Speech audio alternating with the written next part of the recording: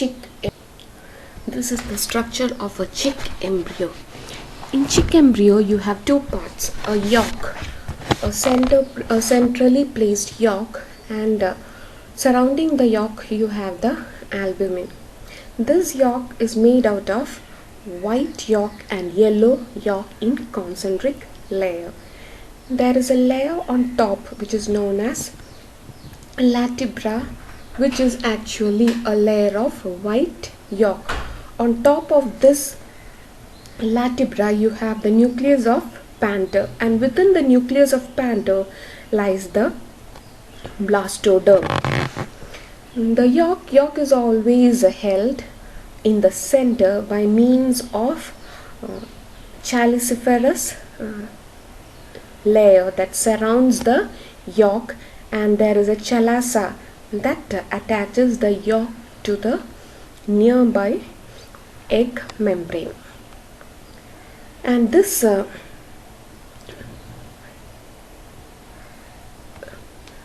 membrane, the albumin consists of two parts: an inner layer of thick albumin and an outer layer of thin albumin.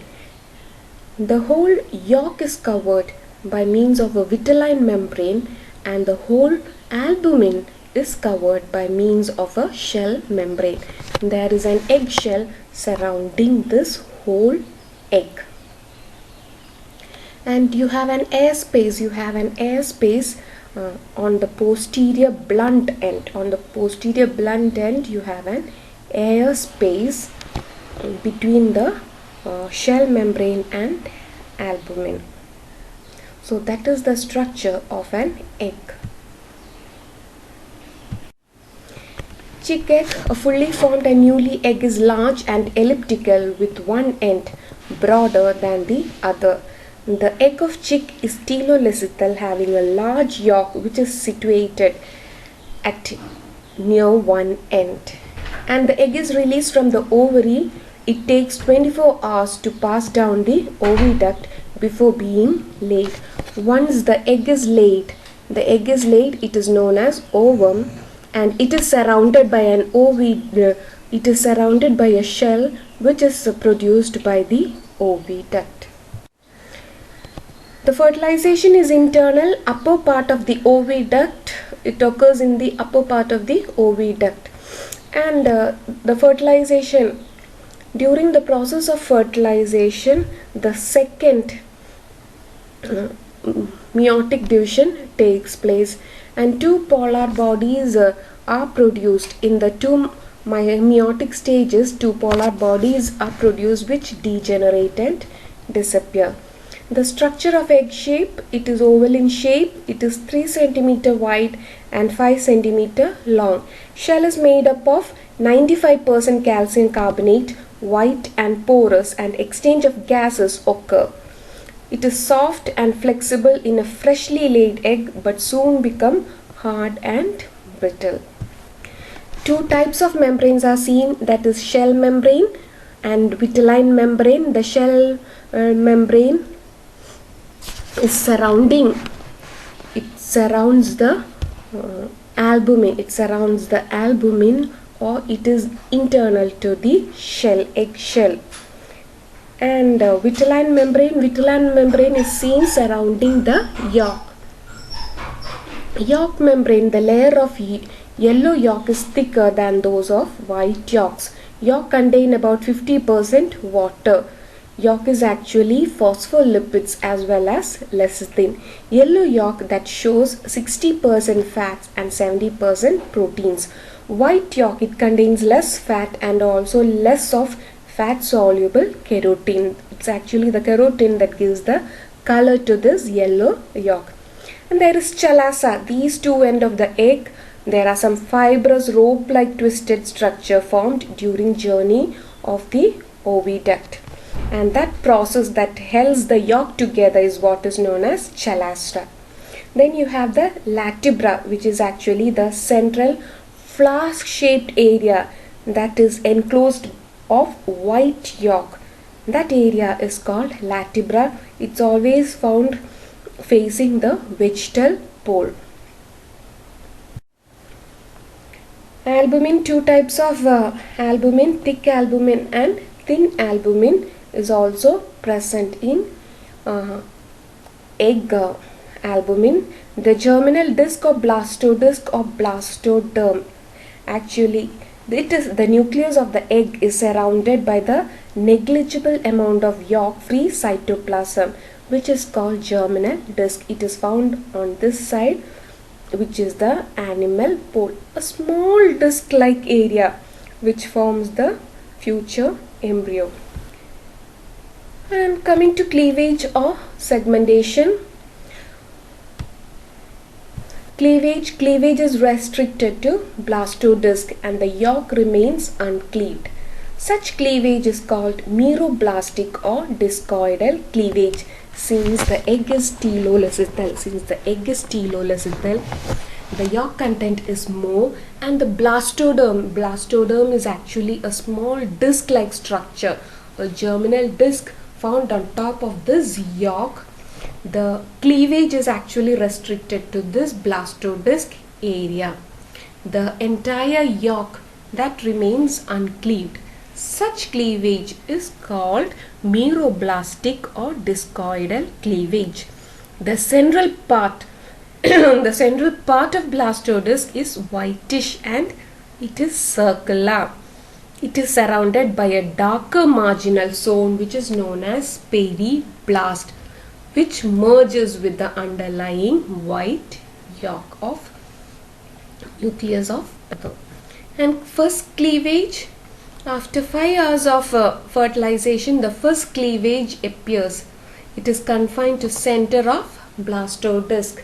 It is meridional, and this cleavage, it is not a complete cleavage. That is why it is called meroblastic cleavage. It cannot completely divide the blastodisc because the underlying yolk content that doesn't undergo any division. Only the top superficial layers, that is the place where you find this division taking place. And so you can't say with the first cleavage blastomeres are formed. Actually, a cut is made, it is divided into two, but you cannot separate it out completely because the underlying yolk layer is not cut. And second cleavage, it takes place at right angles to first meridional cleavage. And second cleavage clear, blastomeres are also not formed. Third cleavage, it is vertical and parallel to the first division. It is on the two sides of first division that the third division takes place. So first one meridional, second one meridional, right angle to the first one, then you have vertical and parallel to the first division. That is also on both sides of the first division. As a result of this division, 8 blastomeres are formed, but these blastomeres, they don't show any boundaries. Only you can see that a cut is made to form these 8 blastomeres. The fourth cleavage, it takes place in such a way that 8 central blastomeres and 8 peripheral blastomeres will form. So a cut is made at the center, so you will get 8 central blastomeres and 8 peripheral blastomeres. Only at this stage of division definite cells are formed. The central 8 cells are completely separated from lower yolk, whereas the other 8 that has boundaries with the yolk. After fourth cleavage, the cleavages are irregular and a blastoderm is formed. First cleavage meridional, second cleavage meridional, third cleavage that is again vertical and parallel to first, and the fourth cleavage that actually cuts it into two tiers. The 8 blastomeres, the first 8 blastomeres on top, they are separated out, while the other 8 blastomeres that remain attached to the yolk.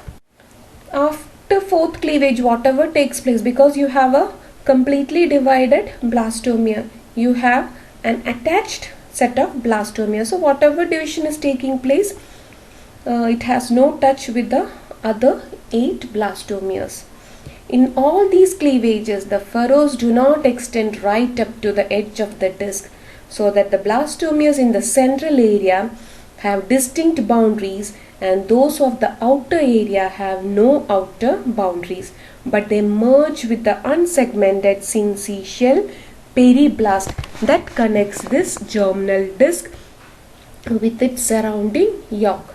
The marginal syncytial periblast brings the yolk and the growing mass of cells in the blastoderm into the nutritive contact.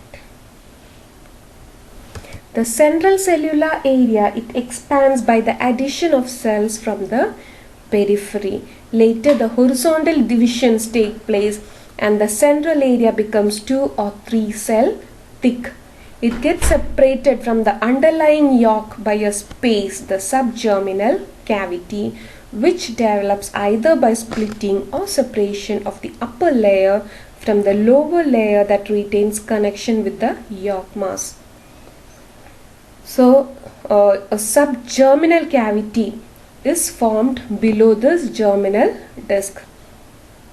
The central area, when the central area becomes 2 or 3 cell thick, this gets separated from the underlying yolk by a space, which the space is actually called the subgerminal cavity, which develops either that subgerminal cavity is formed by splitting or separation of the upper layer from the lower layer that retains connection with the yolk mass.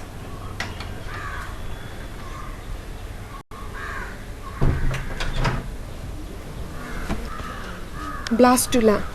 These cells will undergo further division quickly. Hence, above the segmentation cavity, mass of cells will be present in several layers. These cells have complete boundaries. The cells present towards the periphery are not separated from yolk. They are called marginal cells. This region is called zone of junction. So, in blastula, the cells undergo cleavage. A subgerminal cavity is formed. A subgerminal cavity is formed that separates the yolk. As well as the developing blastomeres. A cavity develops. And actually, when the cavity develops, the subgerminal cavity or the blastocoel develops, then that stage is called blastula. The cells on top, they have complete boundary. The cells present towards the periphery, they are not separated from the yolk. And those cells that are attached to the yolk, they are called marginal cells. And this region where you have the marginal cell is called zone of junction. Area pellucida and area opaca, these two layers are what you find in a chick embryo. The central cell mass of the blastoderm will be in 4 to 5 layers. They are lifted from the yolk. Hence, the central part of the blastoderm is free from yolk. This region is transparent. It is called area pellucida, which is destined to become the embryo proper. And at the zone of junction of the cells are in contact with that region is opaca, because it is in contact with yolk. That region is called area opaca, which gives rise to extra embryonic structure. In chick, you can distinguish, once development occurs during the blastula stage, you can differentiate it into 2 types of region. The central one is known as area pellucida. This area pellucida is formed of those rapidly dividing or separated blastomeres. They form a transparent layer in the center. Because they are completely divided or detached from the yolk, they form a layer in the center. And that clear cut layer is what is called area pellucida.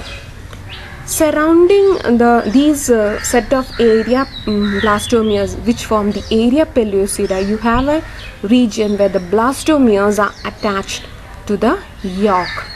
They are attached to the yolk, and that region which is attached to yolk, actually it is somewhat opaque because there you have the yolk content.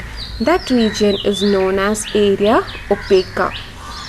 And this region, area opaca, gives rise to extra embryonic structures, whereas area pellucida is destined to become the embryo proper. The area opaca that later becomes differentiated into three more or less distinct zones. The blastomeres produced from the original periblast constitute a germ wall. And due to the addition of more and more blastomeres on the periphery, an outer ring called margin of overgrowth is formed. The blastomeres of this zone have no well-defined boundaries. And inner to the germ wall area and lying in close contact with the yolk are a group of cells without complete cell boundaries. This region is known as zone junction. You cannot differentiate between the cells in the zone junction between what is yolk and what is completely developed or formed blastomeres. So the area opaca that differentiates into three or more less distinct areas when development proceeds, and the blastomeres produced from the original periplast, they constitute what is germ wall. And more number of blastomeres on the periphery, they are added when the division occurs. There are more and more number of cells are being added on the periphery, and this brings about a margin of overgrowth, so that if you see like this germ layer or this blastodermal layer which is modified into a blastula, that is actually which was in the center of the yolk, that has started to divide and multiply, and now you can see an area ring like structure which is known as margin of overgrowth. The blastoderm at this stage contains two types of cells: relatively large yolk laden blastomeres and small yolk free blastomeres.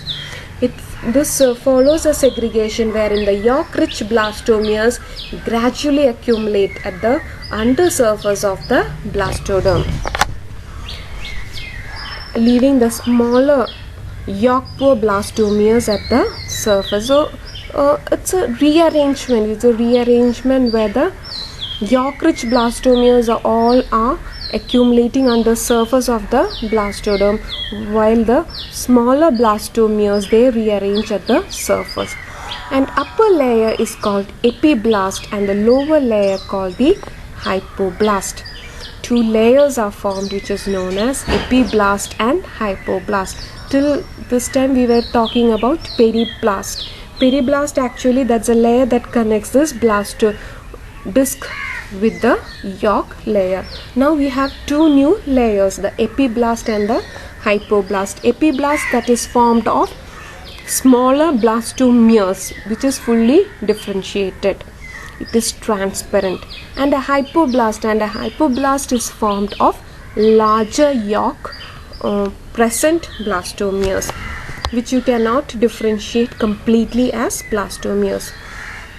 A narrow cleft called blastocele appears between the epiblast and hypoblast, and the separation of epiblast from the hypoblast is called delamination. The blastocele, the process of delamination, or where one of this layer splits into two, that is what is forming. A blastocele is formed by the process of delamination. Delamination occurs where epiblast and hypoblast are split into two types of cell, and this results in a blastocele in the center. And cleavage results in the conversion of the blastodisc into a disc-shaped blastula called disc blastula, which floats atop of the yolk mass.